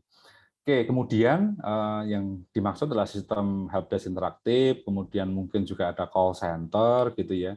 Kemudian kita juga WA blast gitu ya. Jadi nanti kita bisa blasting informasi ke WA masing-masing KPM gitu ya, dan mungkin juga ada WA booth gitu ya. Jadi sistem interaksi untuk misalnya Q&A ya, question and answering, tapi melalui WA booth begitu. Dan pengembangan lainnya yang tentunya masih kita akan improve karena memang ini hal yang baru, tetapi bayangan kami seperti itu di dalam sistem untuk helpdesk tadi. Oke, kemudian tambahan informasi yang disampaikan Bu Yanti tadi ya, ini sebenarnya di luar IT, tapi saya perlu menyampaikan sekilas ya 1-2 menit. Jadi saya rasa dalam proses survei ini kita, maksudnya rekan-rekan surveyor ya, itu harus hati-hati gitu ya. Karena apa? Karena bersentuhan langsung dengan masyarakat level bawah. Sekali lagi level bawah ya. Jadi biasanya level bawah itu gampang tersinggung gitu ya, gampang motong dan sebagainya. Begitulah, sehingga perlu kehati-hatian untuk menyampaikan. Lah, tentunya perlu strategi khusus gitu ya, agar tidak terjadi resistensi terhadap program ini. Kalau sudah resisten, menolak, nanti akan menjadi sentimen yang negatif gitu ya. Sentimen itu artinya berita yang negatif begitu ya, nanti diangkat oleh media massa atau sentimen negatif yang ada di media sosial, tentunya nanti menjadi sesuatu yang tidak bagus. Maka perlu kehati-hatian karena ini sekali lagi proyek nasional ya. Jika Solo berhasil, maka menjadi tolak ukur yang lainnya untuk proyek yang lainnya. Lah, strategi komunikasi yang menurut kami bagus itu bagaimana gitu ya. Jadi ada 2 unsur yang perlu disampaikan begitu ya kepada masyarakat. Jadi yang pertama itu adalah top down gitu ya. Jadi dipastikan nanti KPM itu sudah menerima informasi dari pemerintah daerah ya atau pemerintah Pemda setempat, dalam hal ini adalah Pemda Surakarta, terkait dengan proyek tersebut. Nanti hari Senin kami akan beraudiensi dengan Sekda Solo gitu ya, untuk meminta Sekda itu membuat surat edaran bahwa ini adalah program pemerintah, program nasional, sehingga ketika nanti rekan-rekan surveyor datang itu KPM itu sudah tahu secara dini. Tadi disampaikan Bu Yanti, oh dari PLN ya, jadi tidak perlu memperkenalkan diri lebih jauh gitu ya. Nah, kami perlu memastikan itu agar ketika nanti rekan-rekan surveyor itu sudah datang ke masyarakat, itu masyarakat minimal sudah tahu gitu ya. Kemudian yang kedua adalah yang terakhir ya, ini adalah perlu komunikasi yang baik gitu ya. Artinya apa? Ya ini Solo gitu ya. Solo itu penuh dengan sopan santun, penuh dengan sesuatu yang andap asor dan sebagainya. Mungkin saya sampaikan bagi rekan-rekan surveyor yang bukan dari Solo, pahamilah dulu budaya Solo gitu ya, dalam berkomunikasi dan sebagainya. Ini penting karena apa ya? Ya biasanya tadi kalau resisten nanti jadi bumerang bagi proyek ini. Kemudian ya pertama tentunya memperkenalkan diri gitu ya. Kita sampaikan surat tugasnya beserta kokatnya, dan nanti akan teman-teman rekan-rekan survei itu akan diberikan seragam ya nanti ya, seragam yang sama gitu ya. Surat tugas, memperkenalkan diri, kokat, dan tentunya kita juga harus menyampaikan sekilas tentang proyek konversi kompor induksi, dan ini harus sama nggih antara satu surveyor dengan surveyor lain itu dalam menyampaikan overview tentang proyek itu harus sama, sehingga nanti perlu di briefing khusus bagaimana penyamaan persepsinya gitu ya. Yang kedua, rekan-rekan surveyor wajib menyampaikan dulu hak dan kewajibannya. Haknya itu apa sih? Seperti yang disampaikan Bu Yanti tadi ya, bahwa rekan-rekan KPM akan menerima kompor induksi 2 tungku gitu ya, dan 1 set utensil. Utensil itu adalah peralatan masak ya, secara gratis gitu ya. Yang nilainya kira-kira kalau kemarin kita tanyakan itu sekitar 3-4 juta Mas dan Mbak. Nilainya ya, atau nilai dari produk yang nanti akan diberikan secara gratis ke masyarakat itu sekian. Kemudian program ini adalah juga akan memberikan kenaikan daya gratis kepada KPM plus 1.200. Artinya apa? Ketika nanti KPM-nya itu dayanya 450, maka yang akan diberikan kenaikan daya gratis itu adalah 450 ditambah 1.200. Kalau 900 berarti ya 900 ditambah 1.200. 2.200 berarti ya. Itu secara gratis gitu ya. Kemudian perlu disampaikan juga bahwa tidak ada kenaikan tarif gitu ya setelah daya itu naik gitu ya. Jadi kenaikan tarif ya, jadi basis penghitungnya tetap 450. Kalau penggunaannya nanti pajaknya pasti naik, tapi basis penghitungannya itu adalah basis 450. Saya rasa teman-teman perlu tahu ya, tarif 450, tarif 900, tarif 1.200, 2.200 itu beda-beda ya penghitungan per KWH-nya, sehingga perlu diberikan knowledge ke KPM bahwa tidak ada basis kenaikan ya, jadi penghitungannya itu basisnya sama seperti 450, berarti ya cara menghitungnya sama seperti 450. Kemudian ada proses instalasi gratis gitu ya.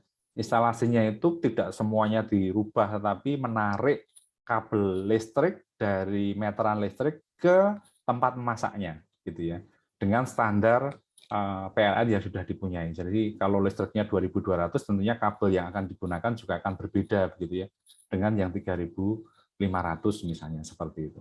Kemudian yang terakhir Mas dan Mbak perlu disampaikan nanti ada hitungan-hitungan ekonominya begitu ya, bahwa before after-nya. Kalau menggunakan LPG yang berdasarkan kajian akademik yang sudah dilakukan, misalnya per bulan 200.000, dengan kompor induksi ini hanya misalnya 110.000, sehingga ada istilahnya keuntungan yang didapatkan KPM setelah program ini dijalankan. Itu perlu disampaikan supaya, karena biasanya dalam multi kriteria decision making ya, dalam pengambilan keputusan itu biasanya pertama pasti harga begitu ya, kedua kemungkinan lamanya memasak dan sebagainya. Itu perlu disampaikan ke KPM supaya mereka itu menjadi yakin bahwa mereka akan mengikuti program ini gitu ya. Dan ini bukan paksaan ya, kalau mereka tidak bersedia berarti ya tidak kita assign atau kita tandai sebagai yang bersedia.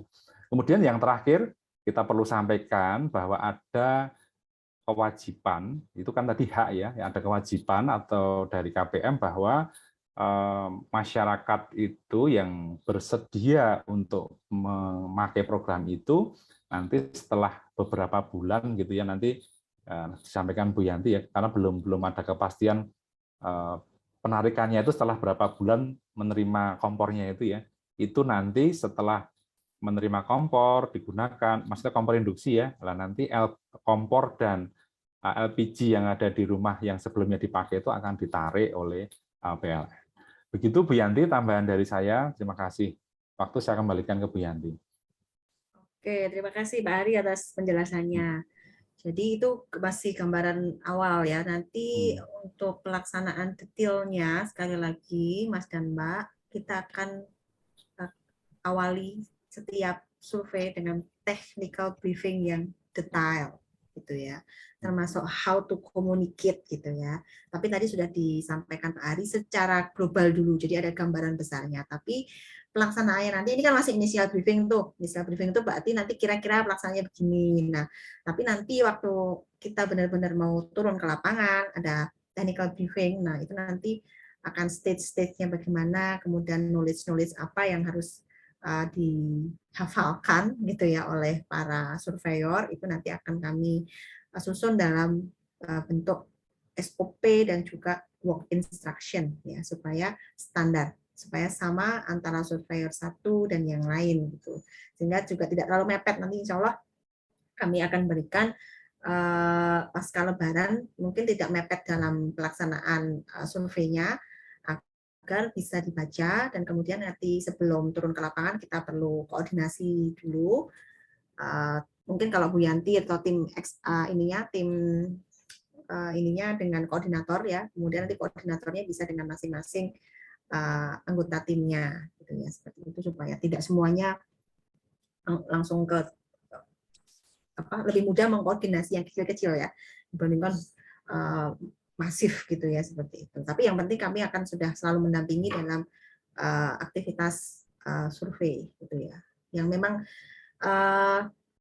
kalau untuk penarikan itu nanti bukan tanggung jawabnya tim survei ya. Jadi kita hanya memberikan informasi seperti itu. Yang melakukan penarikan itu nanti adalah pemerintah daerah yang juga mungkin ada Linmas gitu ya, dan juga ada PLN begitu. Jadi bukan tim UNS yang melakukan penarikan, tapi kita memberikan informasi. Tapi juga bahasanya mungkin bukan menarik gitu ya, tapi mungkin saya lebih bisa memilih dengan menggunakan kalimat seperti ini sih. Itu nanti makanya ada work instruction bagaimana menyampaikan ke KPM ya. Jadi tadi sudah diceritakan haknya oleh Pak Hari ya ini. Nah, haknya itu ada 7 kalau sudah diuraikan secara detail. Kewajibannya hanya 5 gitu. Jadi lebih banyak yang diterima dibandingkan dengan kewajiban gitu. Itu yang pertama harus ditonjolkan kalau misalnya kita berkomunikasi. Tapi itu nanti ya, nanti ini gambaran awal aja. Jadi terakhir itu pada kurun waktu tertentu apabila ada instruksi dari pemerintah daerah Surakarta berkaitan dengan substitusi, yuk kita ganti. Nah, itu masyarakat bersedia memberikan kompor. Nah, itu dimilikinya kepada pihak perwakilan yang ditunjuk oleh pemerintah daerah Surakarta. Dan di sini kita tidak menyebut diri kita ya, atau tim LPPM atau UNS, tidak. Jadi siapa yang nanti akan menjadi partner untuk penerimaan itu, bisa saja Linmas, bisa saja kelurahan, dan seterusnya dan seterusnya. Itu yang nanti akan disampaikan nanti di saat technical briefing. Gitu. Seperti itu Pak Hari. Ye, siap Bu Yanti. Oke, ada pertanyaan mungkin dari Mas dan Mbak, monggo.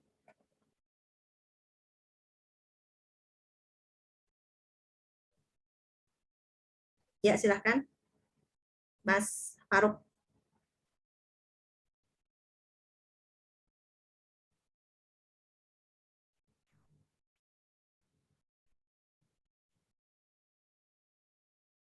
Oh, mana Mas Faruk? Oh, Mas Faruk pertanyaannya di chat loh.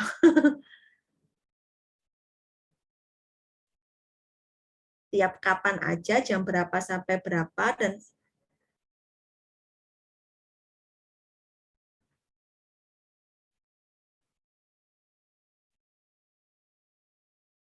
Oke. Oke, untuk survei itu kami memberikan timeline. Jadi silahkan melaksanakan. Jadi ada target kan, misalnya tim ini gitu ya, tim ini sudah dibagi nih, sudah dibagi siapa, kemana dan sebagainya ya. Itu akan kedetek dari ID. Jadi nanti kan sudah dijelaskan oleh Pak Hari tadi. Jadi setiap surveyor akan memiliki ID. Akan memiliki ID surveyor, dan begitu dia menginputkan datanya itu nanti berarti oke, jadi centang satu tugas dia selesai dan sebagainya. Nah, jam berapa itu monggo disesuaikan dengan surveyor plus dari KPM, ya kan belum tentu juga KPM waktu survei ada, ya kan, saat kita datang ternyata KPM-nya tutupan dan sebagainya, artinya kan berarti kita harus mengulang dan sebagainya. Nah, itu benar-benar fleksibel, benar-benar disesuaikan dengan time matching-nya dari surveyor dan juga KPM gitu ya. Jadi timeline, jadi asal memenuhi timeline dari yang sudah ditentukan dalam setiap tim surveyornya itu monggo itu. Bahkan hari Minggu pun monggo gitu ya. Jadi kalau ternyata kan Minggu lebih ini nih lebih longgar nih, KPM-nya juga mungkin biasanya lebih di rumah gitu. Kalau biasanya yang lain KPM-nya kerja lah, ke pabrik lah dan sebagainya. Kalau Sabtu Minggu pagi itu biasanya ada dan sebagainya, itu benar-benar disesuaikan dengan kondisi. Nah, makanya itu perlunya komunikasi dengan pembantu lapangan atau orang lokal di sana, community lokal di sana ya, karena mereka yang kenal dari masyarakat sekitar situ gitu ya. Jadi misalnya Mas siapa di Karang Tarunanya itu, kira-kira ada nggak ya Mas saat ini, yuk bareng yuk ke sana. Nah, itu ada komunikasi dengan lokal community. Kemudian kan saya ikut beberapa UKM, Bu. Nah, umpamanya UKM saya ada event yang harus saya, apakah boleh izin untuk mengurus? Boleh. Kan tadi kan itu kuliah, Mas dan Mbak kuliah juga boleh gitu. Ini bukan harus 24 jam standby, yang maksudnya yang Bu Yanti ceritakan standby 24 jam itu koordinator. Tapi nggak harus nakut-nakutin juga gitu. Koordinator juga masih boleh tidur, boleh terus ngerjain TA iya gitu ya. Emang itu diselesaikan dengan ini ya, dengan time schedule yang sesuai gitu. Dan untuk kompor induksinya sendiri itu jika masa survei selesai, apakah kompornya akan diambil kembali dan untuk daya listriknya dinaikkan atau dikembalikan seperti semula. Nah, ini belum ada keterangan dari PLN ya. Jadi tidak, kalau sementara ini sih belum. Jadi kompor induksi ini akan diserahkan kepada KPM secara purely gitulah, tidak kemudian habis proyek selesai, udah ya kita kan udah hore-hore nih, udah closing, udah ya dadah gitu, enggak. Memang syukur-syukur kalau misalnya KPM-nya ini mau pakai terus ya itu boleh, sangat boleh kalau saya udah cocok sekali nih pakai ini gitu. Nah itu artinya programnya berhasil, kan tugasnya adalah mengganti dari LPG ke induction stove ya gitu. Kemudian daya listriknya tetap tidak dinaikkan ataupun tidak diturunkan, karena kan memang kalau dari PLN sendiri kemarin sudah menyatakan untuk menaikkan atau menurunkan itu SOP-nya agak panjang seperti itu, sehingga ditetapkan, kecuali dia tetap menggunakan ya, tapi kemudian kalau tidak menggunakan tentunya ada kebijakan-kebijakan yang lain yang itu yang di luar ranahnya tim project juga, di ranahnya tim kami survei PPM juga, karena itu kebijakan dari PLN. Apakah kemudian kalau tidak mau pakai sudah dinaikkan, kemudian tarifnya kemudian tetap 450 atau tetap yang dinaikkan itu, nah ya, itu dari kebijakan PLN. Gitu. Bu Yanti menambahkan, Bu Yanti, seperti yang Pak. disampaikan di PLN tadi bahwa di kompor yang nanti akan diberikan gitu ya ke masyarakat itu akan ditanam piranti cerdas gitu ya berbasis IoT. Jadi nanti di situ akan muncul rekaman nanti kapan digunakan, berapa lama dan sebagainya, dan itu bisa diakses oleh PLN gitu ya. Seperti misalnya kalau PLN mengakses sistem untuk meter yang pulsa itu kan dia bisa meremote aplikasinya itulah. Kemudian penggunaan berapa lama dan sebagainya, tidak boleh dipindah tangankan dan sebagainya, karena nanti akan ada ID khusus dan seterusnya. Jadi sebenarnya di PLN itu sudah membuat proteksi itu gitu ya, kalau tidak digunakan nanti akan ketahuan dan seterusnya. Itu pertama. Kemudian yang kedua, mungkin di luar itu Bu Yanti, jadi sebenarnya kalau dari sisi keekonomian, konversi ini saya rasa menjadi sesuatu yang menarik gitu ya, karena apa? Semakin lama subsidi LPG ya itu akan dihilangkan gitu ya. Kita tahu yang kompor melon 3 kilo itu lama-lama akan dihilangkan sehingga akan menggunakan yang 12 kilo yang harganya jauh 2 kali Tanpa lipatnya gitu ya. subsidi ya. Dari sisi itu nggak ada masalah Bu Yanti, mungkin ekonomi artinya mereka bersedia menggunakan. Tapi kemungkinan yang paling agak bermasalah itu dari mungkin proses lamanya masak begitu ya. Maka nanti teman-teman setelah bersedia wajib menggunakan dulu ya Bu. Misalnya maksudnya demo dulu lah masak dan sebagainya supaya tahu produk knowledge-nya. Kedua, dari sisi selain lamanya masak juga peralatan, Mas dan Mbak. Jadi misalnya kalau goreng gitu kan karena pancinya ini khusus nih. Pancinya itu harus mempunyai tidak bisa teflon biasa itu nggak bisa, tapi teflon yang harus punya magnet. Jadi induksi itu kan ada elemen magnet yang nanti panas akan ya. nah, ini misalnya ini kompornya ya ini harus nempel seperti ini ya. Ini misalnya kompornya dia harus nempel seperti ini listrik gitu. Ada magnetnya. Nah, misalnya kalau goreng wajan gitu kan belum bisa ya Bu Yanti lah. Itu challenge-nya sebenarnya di situ malah. Ya. Tapi kalau dari sisi keekonomian saya rasa nggak ada masalah karena semakin ke sana nanti LPG itu akan naik terus. Iya, iya betul. Dan suatu saat memang yang 3 kilo itu akan Hilang. tidak ada. Ya. Dan tidak ada subsidi LPG, adanya subsidi listrik tadi. Gitu. Memang seperti itu. Tapi kita memang belum bisa mengatakan itu karena memang itu kan kebijakan di luar kapasitas kita untuk menjustifikasi regulasi ya. Itu kan regulasi itu haknya pemerintah pusat dan juga PLN tentunya yang ininya. Tapi berdasarkan knowledge kami ya like that lah ya seperti itu ininya. Jadi tipis-tipis perpindahannya nanti sedikit-sedikit akan dihilangkan, dijarangkan, dihilangkan ya seperti minyak tanah yang dulu ya. Seperti itu. Jadi lama-lama udah nggak ada gitu. Akhirnya semuanya akan berpindah ke induction stove atau tetap di kompor LPG dengan LPG non subsidi. Tapi itu nanti kita masih menjalani yang ini dulu, survei dulu, yang pendek-pendek dulu. Ini aja host loh. Ya, ada lagi yang mau tanya? Oke. Oke, Mas Muhammad Rizky. Ya, Bu, izin bertanya. Saya Rizky Asar. Jadi tadi kan dijelaskan ada di timeline ada prasurvei ya, Bu. Nah, itu apakah ada info lanjut mengenai katanya kan dari calon surveyor boleh ikut begitu. Nah, itu ada informasi lanjut apa enggak? Oh ya.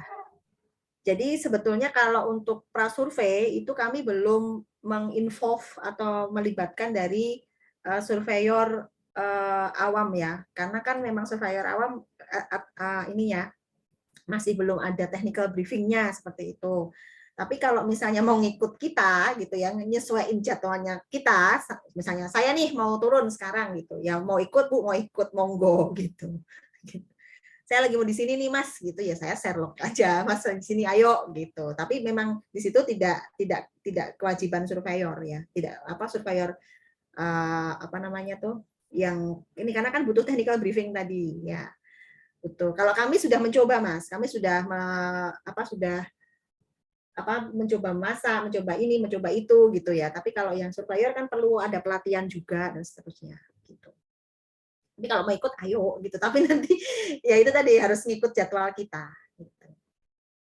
Gitu, Mas Muhammad tertarik mau ikut prasurvei? Ya, mumpung saya belum tidak pulang saat lebaran ya mungkin bisa diisi dengan itu sih. Oh. Okay. Ya itu saja dari pertanyaan dari saya, Bu. Terima kasih, Bu. Oh iya. Oh nggak pulang toh. Ada lagi? Wah, pada antusias ya, tapi pikir pada takut deh. Soalnya kan ngadepin masyarakat dah. Tak pikir pada aduh malas Bu gitu. Mendingan mager di rumah bobo gitu main handphone. Tak pikir gitu. Ternyata pada Bu mau ikutan prasurvei gitu. Oh iya toh gitu. Wah, antusias dong gitu. Ada lagi? Oke, silakan Mbak Sela. Oh, siapa? Oke. Oh, ada apa? Mbak Sela dulu ada apa? Oh ya. Menjalani KKN.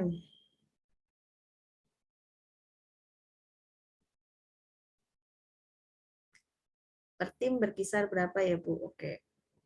Oke, jadi ke dalam nanti kontrak itu nanti akan dijelaskan misalnya sampai tahap ini kemudian tidak bisa melanjutkan survei, itu berhak wajib mencari pengganti. Wajib mencari pengganti yang dengan cepat gitu ya, dengan cepat ataupun bisa belajar dengan mengikuti mengikuti survei dan sebagainya. Tapi sebenarnya prefer ya Bu Yanti prefer itu memang yang free di 5 bulan itu gitu di awal gitu, supaya kalau yang baru itu kan tentunya belum paham harus bagaimana gitu kan harus ini kemarin ceritanya gimana gitu ya. Dan Bu Yanti ini skenario yang mensurvei yang pertama itu juga yang akan mendampingi berikutnya gitu ya, yang akan mengobservasi berikutnya, dan kemudian yang akan mensupport atau mengkonsulting apabila terjadi permasalahan di lapangan. Jadi orangnya ya itu aja dengan KPM itu gitu loh, sehingga tidak ganti-ganti karena KPM-nya kan juga udah nyaman misalnya dengan Mbak X. Oh Mbak Iki kemarin tuh gini lebih curhat kan. Oh iya Bu, Mbak X-nya juga nyambung dong gitu. Oh yang kemarin begini Bu, oh caranya begitu. Jadi sebetulnya settingan skenario Bu Yanti itu begitu ininya. Program ini kalau misalnya berjalan sampai observasi akhir ya, seperti itu. Jadi tim-tim tertentu inilah yang akan tetap mengengage dengan KPM-nya gitu. Itu Mbak Safira. Tapi kalau seandainya pengen kepepetnya begini gitu ya, KKN kayaknya bisa periode berikutnya deh. Misalnya begitu, ya bisa di survei berikutnya, pengganti survei. Cuman itu tadi, hambatan challenge-nya akan ganti orang, mungkin Bu Yanti kurang prefer sih, gitu.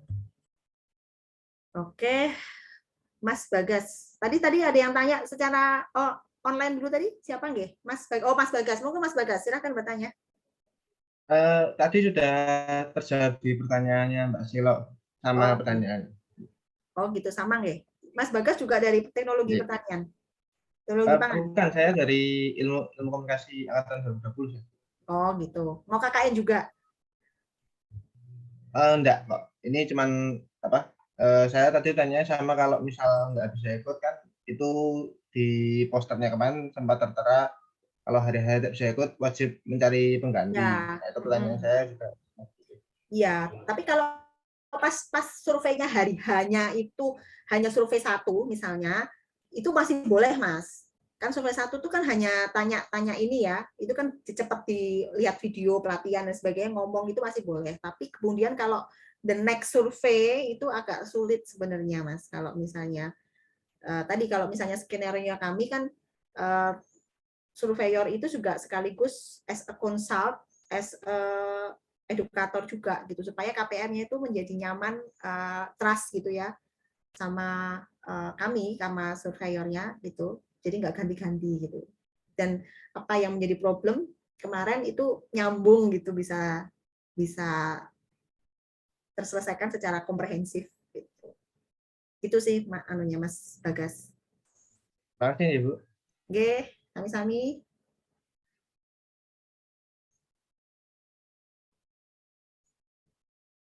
Ada lagi? Ada pertanyaan dari chat, Bu. Oh, oke. Apa? Mas Bagas juga tadi. File kontrak dan fakta integritas bisa diurus kapan gitu. Oh, Mas Bagas. Oh ya, itu nanti. Ini Bagas yang lain ini. Oh, Bagas yang lain. Itu bisa diurus minggu depan, Mas, ya. Sebelum Lebaran. Ya.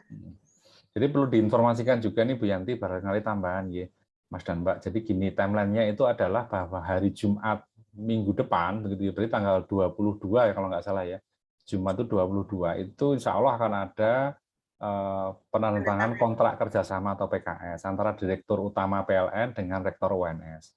Nah dari situ MOU kemarin sudah dilakukan ya, 3 minggu yang lalu. Setelah MOU kemudian PKS, penandatanganan kontrak kerjasama.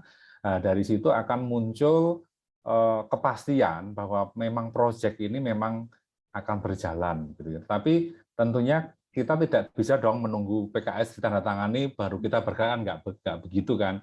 Artinya sebenarnya hilalnya itu sudah mau tampak tapi belum pas lebaran. gitu ya. Hilalnya begitu. Jadi setelah PKS ada kepastian, nanti sudah kita siapkan ya Bu Yanti ya, kontrak, fakta integritas dan sebagainya. Dan tentunya kita juga butuh dana operasional nih Mas dan Mbak. Saya sampaikan nggih, rekan-rekan surveyor nggih, dana operasional untuk apa ya? Untuk ketika rekan-rekan surveyor itu ke lapangan kan butuh transport, butuh uang makan, butuh uang pulsa dan sebagainya. Nah, dari situ tentunya kita harus mengusahakan karena tidak serta-merta begitu PKS itu muncul begitu ya, maka dana itu turun, belum seperti itu. Nah, tentunya itu menunggu dulu ini begitu ya Bu Yanti ya. Setelah ada kepastian itu dokumen sudah kita siapkan, begitu sudah pasti langsung kita akan share di WA group begitu.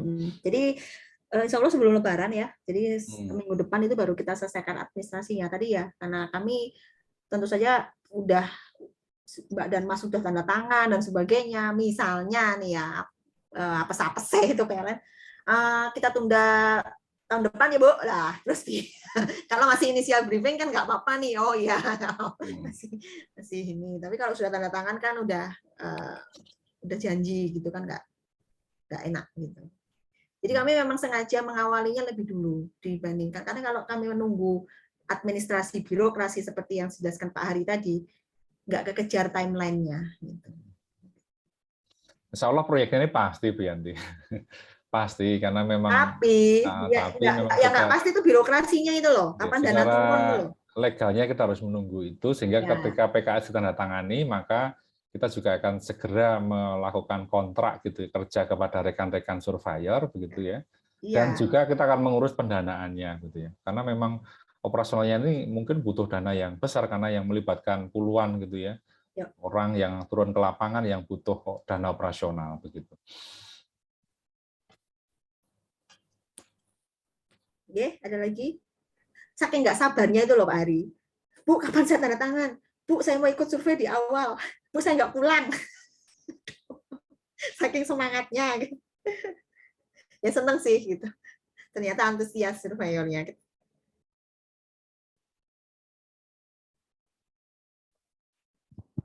Udah nggak ada nggih. Ada lagi? Oh nggih, monggo Mas. Mas Taufik. Nggih, Taufik ingin bertanya apakah kira-kira untuk briefing atau informasi lebih lanjut lagi akan ada pertemuan secara offline atau hanya masih online tetap layar gitu Bu? Terima kasih. Oh enggak, kalau PLN itu malah pengennya ada briefing lagi secara online, secara offline. Jadi minggu depan. Tapi minggu depan itu kan sekali lagi ya itu tadi karena mereka juga scheduling kan. Nah mereka pengennya tuh mengumpulkan secara offline gitu. Mereka lebih senang seperti itu karena memang aktivitasnya lebih kecatat katanya begitu. PLN itu nanti di kantornya di ini ya Bu Yanti, informasi di Purwosari ya, kantor PLN Solo itu yang di bawah flyover itu ya, Mas dan Mbak nggih. Ya.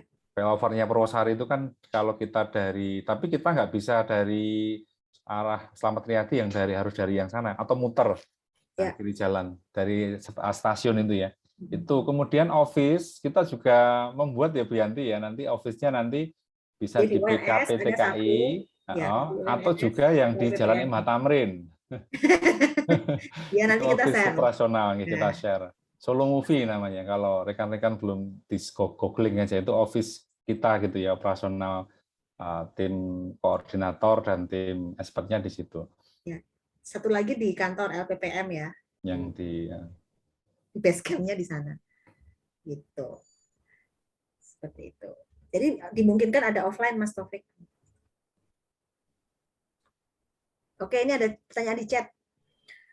Fajar dari komunikasi, mahasiswa akhir di Panahan ikut boleh dikarenakan berdasarkan perkiraan Juni mengajukan sidang dan rencana wisuda bulan Agustus. Amin. Sudah yakin ya Agustus mau lulus. Masih boleh Mas, masih maksudnya alumni gitu ya. Alumni boleh ikut nggak gitu? Boleh Mas, boleh gitu.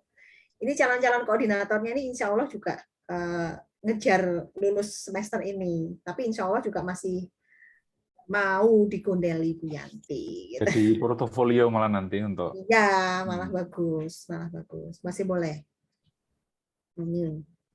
Ada lagi, ampun nih, ada lagi. Nanti kalau ada pertanyaan lebih lanjut bisa di chat juga atau bisa nanti kalau sudah sebentar lagi ininya jadi nanti ini baru dibagi distribusi. Belum deng, di ini dulu deng. Kira-kira berminat tidak gitu. Tapi kalau tidak berminat nggak apa-apa dibagi dulu gitu. Tapi kayaknya berminat semua deh, insya Allah semoga. Semoga. Oh ya Mas Fajar, amin. Oke, udah mau selesai Mas Fajar. Tadi saya ceritakan tadi para koordinatornya ini juga insya Allah sudah selesai, mau selesai. Oke. Ada lagi, Sampun? Kayaknya sudah semua. Kalau sudah, Bu Yanti ingin... ada lagi? Ya, kalau dari tim Ibu itu dari awal target surveyor itu ada berapa sih, Bu? Kalau boleh tahu. Kami? Iya, betul. Total surveyornya? Total surveyornya dari tim mahasiswa ada 80. Tapi kami kan juga melibatkan tadi surveyor dari lokal community ya, gitu, untuk bareng-bareng atau untuk mendampingi surveyor mahasiswa seperti itu. Tapi tidak banyak jumlahnya gitu. Yang kami utamakan lokal community itu ya seperti ibu-ibu PKK begitu ya Bu Yanti ya, kemudian Karang Taruna begitu. Supaya nanti ketika rekan-rekan surveyor itu masuk tidak lebih gampang. Tidak ada resistensi, lebih gampang. Lebih gampang tuh sama kebiasaan-kebiasaannya. Bu siapa kalau hari ini ada enggak. Nah, kita komunikasinya sama lokal community-nya. Nanti PLN juga akan mengadakan lomba masak dengan kompor induksi begitu ya Bu, seperti ya, punya event seperti event seperti itu, ya, jadi biar seperti itu menggairahkan dengan ibu-ibu mana kayak gitu-gitu ya, tapi itu di luar kita ya, di luar aktivitas kita ya ini ya, tapi kita ngikut boleh gitu, maksudnya ikutan hore-hore boleh, tapi di luar skop pekerjaan. Nah, kalau di proyek itu ada yang disebut dengan skop ya, skop pekerjaan. Skop pekerjaan itu yang jadi under consideration-nya tim proyek. Oke, terima kasih Mbak Arisa sudah nge-share link presensi. Monggo dipersilahkan untuk Mbak dan Mas bisa presensi di link tersebut.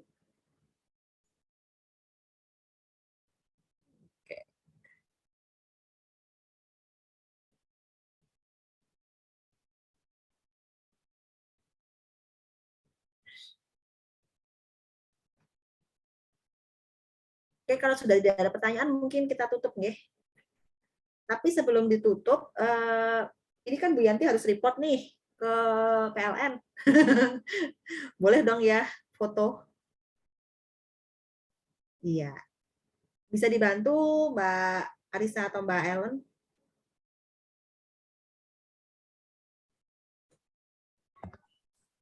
Oke, Bu Yanti. Mungkin buat teman-teman semua bisa on cam terlebih dahulu.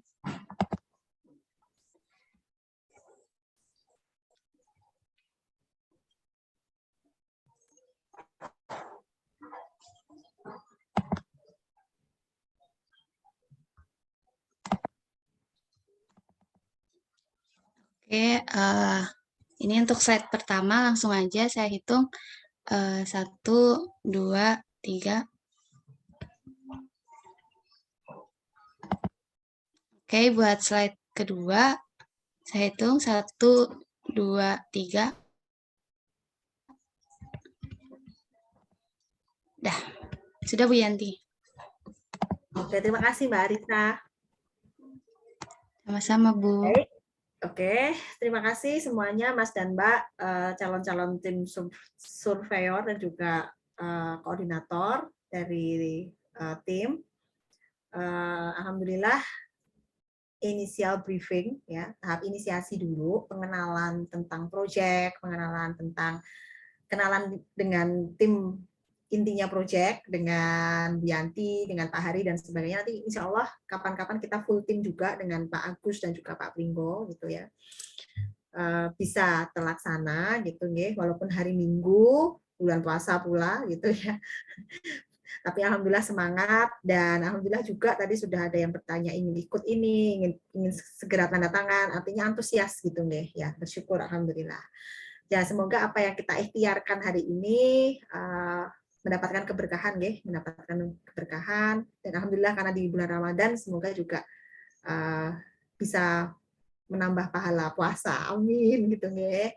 Yang biasanya mungkin tidur hari Minggu, tapi ini kita membahas proyek untuk kemaslahatan masyarakat gitu ya, dan juga support Indonesia lah ya, gitu. Bismillah. Baik, Bu Yanti cukupkan, nanti akan Bu Yanti share dari materi initial briefing hari ini di Google Drive, kemudian termasuk berkaitan juga dengan tim survei, pembagian tim survei dan sebagainya. Juga nanti ada record video ini nggih dari Mbak Ellen, nanti juga akan share di Google Drive, sehingga rekan-rekan yang mungkin berhalangan hadir tapi juga tetap masih tertarik, dan juga teman-teman yang mungkin tidak menyimak dari depan ataupun putus-putus dan sebagainya masih dapat mengupdate informasi dari kami untuk hari ini. Gitu. Baik, saya cukupkan. Terima kasih semuanya. Mohon maaf apabila ada kesalahan, dan semoga bermanfaat apa yang kita ikhtiarkan hari ini. Bu Yanti tutup. Wassalamualaikum warahmatullahi wabarakatuh. Waalaikumsalam warahmatullahi wabarakatuh.